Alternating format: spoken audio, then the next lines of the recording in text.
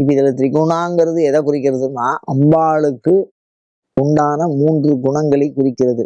அந்த குணங்களை அறிந்தவர்கள் அந்த அம்பாளுடைய அருளை அனுபவத்தில் காண்பார்கள். அது என்ன குணம் அப்படிங்கிறத அவ சொல்ல மாட்டேங்கிறா. அந்த சொல்றதுங்கிறது யாருக்கு புரியும்னா அதுக்குள்ள ஏதோ ஒரு ரகசியம் இருக்கு. அந்த திரிகுணாங்கிற சப்தத்துக்குள்ள ஏதோ ஒரு ரகசியம் வச்சிருக்கா.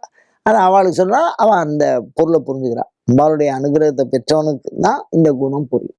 அந்த மாதிரி சொல்றா. ரகசிய சொல்லுன்னு வச்சுங்களேன். அதெல்லாம் சரிதான். திரிகுணான்னு சொல்லிட்டே இருந்தா என்ன பிரயோஜனம்? ரகசியங்கள் வெளிப்பட்டு தோன்றும். மறைந்து போன பொருள்களை காணலாம். தூரத்து காட்சிகளை காணலாம். எங்கேயோ நடக்கிறது. வருங்கால ஞானத்தை அறியலாம். கடந்த காலத்தில் என்ன நிகழ்ந்தது என்பதை அறியலாம். அவ்வளோது விஷயத்தையும் செய்யறதுக்கு உண்டான மந்திரத்தினுடைய ஒரு ஒரு ரகசிய சொல், ஒரு கீவேர்டுன்னு சொல்றோம் இல்லையோ, ஒரு கடவுச்சொல். அது இருந்தாதான் நீங்க அதை தெரிஞ்சுக்கலாம். அப்படிப்பட்ட ஒரு விஷயம். இதை சொன்னால் மனசுல மிகப்பெரிய அமைதி வரும். அந்த அமைதிக்காக இந்த நாமாவளியை சொல்லி அந்த அமைதியை பெற முயல்வோமாக.